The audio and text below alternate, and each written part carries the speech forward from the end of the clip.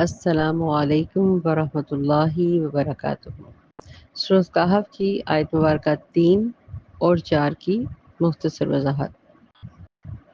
بسم اللہ الرحمن الرحیم۔ ما کثین فیہ ابدا، ما وہ، کثین جو ٹھہرے ہیں، فیہ اس میں، ابدا ہمیشہ ہمیشہ کے لیے۔ ابدا یہاں پہ معنی دے رہا ہے جنت کا۔ تفسیر سے وضاحت ہو جائے گی اس آیت کی۔ وَيُنذِرَ الَّذِينَ، اور تاکہ ڈرائے ان لوگوں کو، قالوا اتخذ اللہ ولدا، جو لوگ کہتے ہیں کہ بنا لیا اللہ تعالیٰ نے فلاں فلاں کو، نعوذ باللہ، بیٹا۔ ماکثین فیہ ابدا، وہ اس میں ہمیشہ ہمیشہ رہنے والے ہیں۔ جنت جسے کبھی نہ فنا ہونا ہے نہ اسے کبھی زوال آنا ہے، اس میں وہ لوگ ہمیشہ ہمیشہ رہیں گے جو نیک عمل کریں گے۔ اس کی وضاحت نیک لوگوں کی یا حسنہ، اجرن حسنہ کے بارے میں ہم نے پہلے بھی پڑھی۔ تو یہ اجر حسنہ کبھی ختم نہیں ہوگا، بلکہ ہمیشہ اس میں نعمتوں میں اضافہ ہی ہوتا رہے گا۔ سیدنا ابو ہریرہ رضی اللہ تعالی عنہ سے روایت ہے کہ نبی اکرم صلی اللہ علیہ وآلہ وسلم نے فرمایا، جو آدمی جنت میں داخل ہو جائے گا وہ نعمتوں میں ہو جائے گا، اسے کبھی کوئی تکلیف نہیں ہوگی، نہ ہی اس کے کپڑے پرانے ہوں گے، نہ ہی اس کی جوانی ختم ہوگی۔ یہ صحیح مسلم کی روایت ہے 7156 میں۔ اللہ تعالی ہم سب کو جنت الفردوس میں اعلیٰ مقام نصیب عطا فرمائے، آمین ثم آمین۔ اگلی آیت جو ہے آیت نمبر 4، اس میں آیات نزول، یعنی اس میں جو قرآن کے نزول کا مقصد ہے در حقیقت وہ بتایا جا رہا ہے۔ آپ کو بھی سمجھ آ جائے گی۔ وَيُنذِرَ الَّذِينَ، وَيُنذِرَ الَّذِينَ کہ وضاحت اس کی کیا ہے کہ نزول قرآن کا مقصد بیان کرتے ہوئے ان لوگوں کو ڈرائیے جو کہتے ہیں، کن کو ڈرائیں؟ جو کہتے ہیں اللہ تعالیٰ نے نعوذ باللہ کوئی اولاد بنا لی ہے۔ جو کیا کہتے ہیں؟ قالوا اتخذ اللہ ولدا، کوئی اولاد بنا لی ہے۔ وضاحت میں آ رہا ہے کہ یعنی یہود و نصارہ اور مشرکینوں کو ڈراؤ جو یہ کہتے پھرتے تھے کہ اللہ تعالیٰ نے اولاد بنا لی ہے۔ اس کی زیادہ وضاحت نہیں، مختصر وضاحت کروں گی کہ اصل میں یہ 3 طرح کے گروہ تھے۔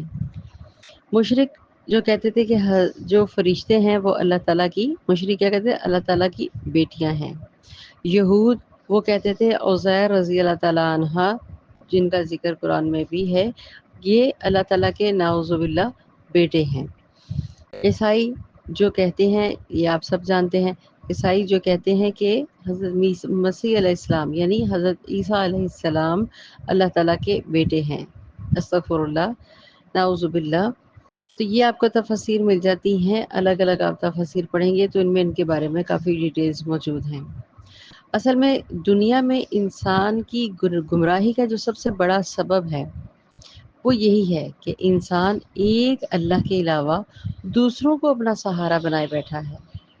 اس کی ایک بری صورت، جو سب سے بری صورت تھی، وہ یہ موجود ہے ہمارے آنکھوں کے سامنے کہ مشرکین یہودی یا نصارہ انہوں نے کیا کہا کہ اللہ تعالیٰ نے اولاد بنا لی ہے۔ مشرک کسی علم یا یقین کی بنا پر اللہ تعالیٰ کی اولاد نہیں بناتے، یہ یاد رکھیں۔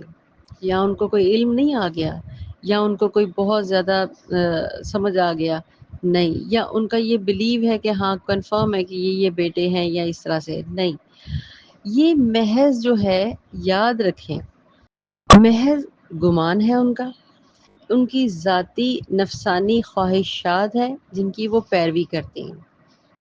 وہی مسئلہ کہ اپنا روب اپنی دھوس اپنا ہمارا جو اثر و رسوخ قائم رہے، ہم اپنی جھوٹی ان کو اپنی نسلوں کو تمناؤں کے اوپر ان کو پاپائیت جسے کہا جاتا ہے ان کے ساتھ ڈرایا جائے، ان کے اندر ہم ان کو بہت اچھا بن کے دکھائیں گے لیکن حقیقت میں ان کو دوئی کا راستہ دکھایا جائے، تو یہ اس طرح سے ان کو بہکانا اور اپنے ہی نفسانی خواہشات پھر کہا جاتا ہے یہ محض ان کا اپنی آرزوئیں ہیں، ایسی ایسی آرزوئیں، ایسی سرکشیاں جن کے اندر وہ ہمیشہ بھٹکتے رہے اور بھٹکتے رہیں گے۔